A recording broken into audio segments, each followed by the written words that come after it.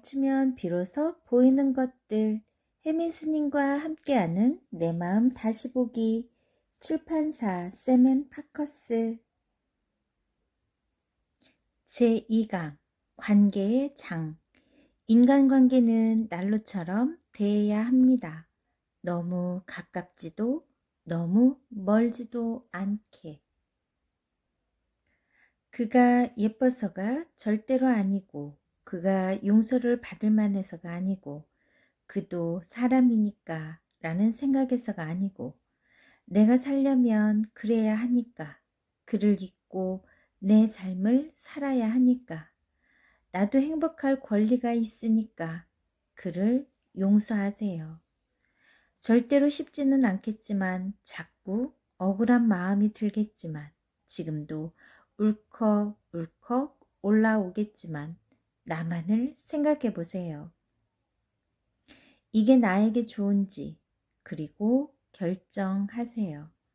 가슴은 내 머리의 결정을 듣지 않아도 일단 결정을 내리세요. 용서하고 잊겠다고. 그를 그렇게 미워하면서 스스로를 힘들게 했던 나 자신 또한 용서하겠다고. 그리고 절과 같이 몸을 쓰는 기도를 열심히 하세요. 소리내어 기도를 열심히 하세요. 내려놓게 해달라고. 잊어버리게 해달라고. 철저하게 나를 위해서. 그러다 보면 어느 순간 눈물이 왈칵 쏟아지면서 놓아져요. 실신할 것 같이 몸부림치다가 놓아져요. 세상 떠날 것 같은 통곡 한번 하고 놓아져요. 그건 내가 누는 것이 아니고 예수님과 부처님의 사랑과 자비하심이 모든 것을 다시 원만하게 되돌려 주신 것이에요. 그분들의 사랑과 자비함을 믿고 지금 용서하지 못한 사람이 있다면 나를 위해 용서하세요. 관계의 장. 인간관계는 난로처럼 대해야 합니다. 너무 가깝지도 너무 멀지도 않게요. 누가 나에게 해주었으면 하는 것이 있으면 내가 먼저 그것을 해주면 결국 다 돌아옵니다.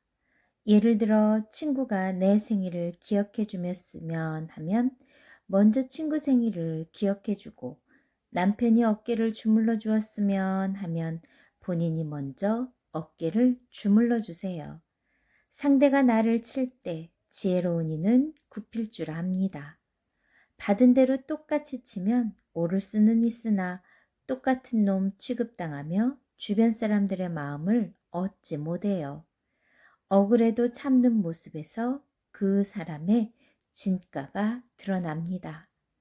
사람들은 아주 사소한 일로 삐친 후 아주 그럴듯한 논리적인 이유를 가져와 그 사람을 칩니다. 나를 낮추면 세상이 나를 높여주고, 나를 높이면 세상이 나를 낮춥니다. 깨달음의 정상에 올랐을 때 비로소 알게 됩니다. 그 정상이 낮아지면서 원래부터가 내 이웃과 똑같은 눈높이였다는 것을. 누군가와 자꾸 부딪히면 아마도 그 부딪히는 부분을 세상이라는 학교가 나에게 좀 닦으라고 하는 것이 아닐까요?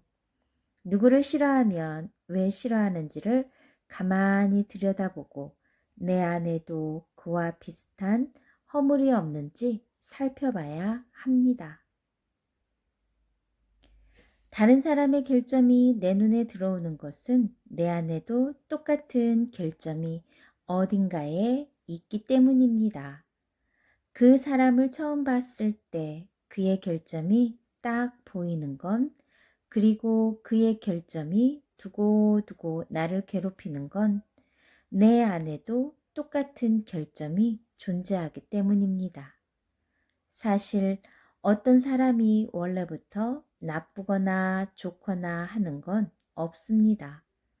그 사람과 나의 인연이 나쁘거나 좋거나 할 뿐입니다.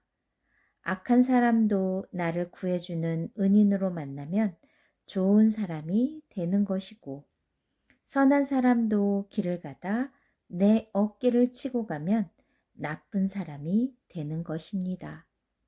사람 8, 9명 모이는 모임에 가면 나를 이상하게도 좋아하는 사람이 2, 3명 정도 있고, 나를 또 처음부터 괜히 싫어하는 사람이 1, 2명 있습니다. 이것이 자연의 이치니 너무 상처받지 말고 사시길. 개개인에게는 모두 각자의 생각이 있습니다. 각각의 사견을 내 생각과 똑같이 맞추기 위해 노력할 필요는 없습니다. 다를 수 있다는 것을 인정하십시오. 시비는 사실 남의 생각이 내 생각과 똑같아야 한다고 했을 때 생기는 것입니다.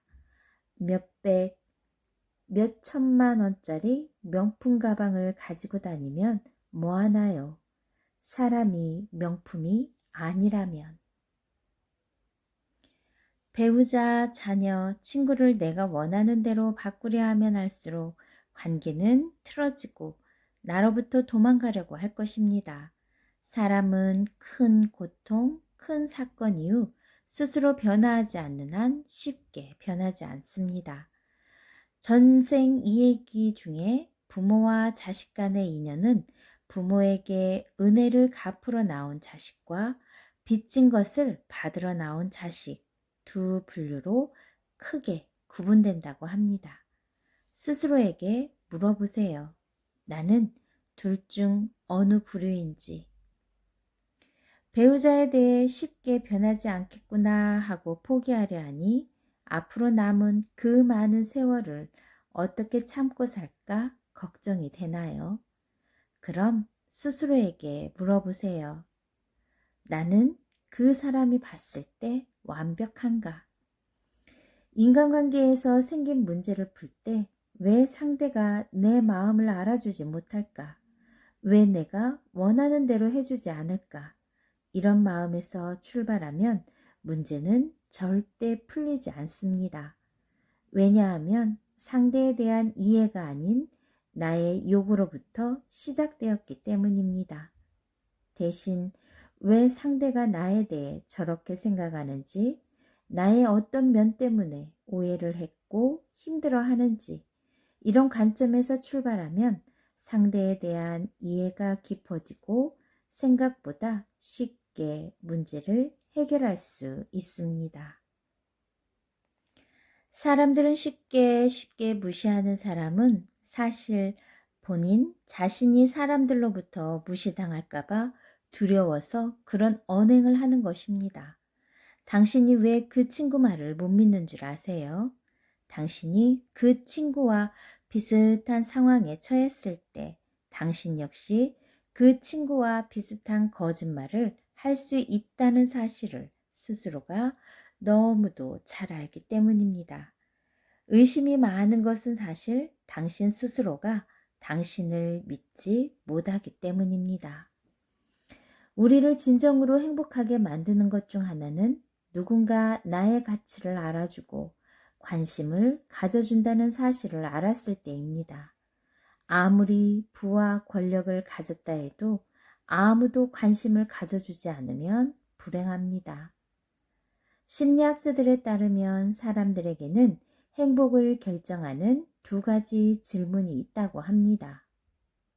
첫째, 지금 내가 하고 있는 일이 나에게 의미를 가져다 주는가?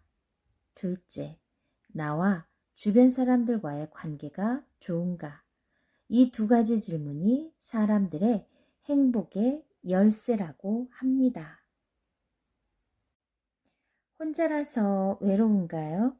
세상 모든 풀들의 잎새 하나하나마다 그 잎새를 보호하는 천사들이 있고 그 잎새를 향해 천사들은 이렇게 속삭입니다. 무럭무럭 자라렴. 내가 보호해 줄게. 잎새 하나하나에도 천사들이 있는데 우리 사람 한 명 한 명에게도 당연히 천사가 존재하지 않을까요? 외로워하지 말고 내 어깨 위에 천사에게 그동안 나를 돌봐줘서 고맙다고 인사하세요. 나를 물지 않는 모기가 내 방에 들어와 이틀째 동거 중. 그래, 우리 같이 살자. 이것도 인연이다. 우리는 끊임없는 관계 속에서 살아갑니다. 나와 가족, 친척, 친구, 동료, 이웃. 이 관계들이 행복해야 삶이 행복한 것입니다. 혼자 행복한 것은 그리 오래가지 않습니다. 우리의 가장 큰 스승은 사람들과의 관계 속에서 얻는 배움이에요. 깨달았다고 해도 관계 속에 불편함이 남아있다면 아직 그 깨달음은 완전한 것이 아닙니다.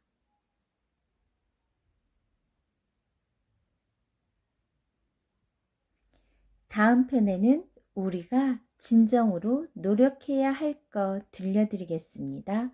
좋아요, 구독 꾹 눌러주시면 계속해서 함께 할 수 있어요. 감사합니다.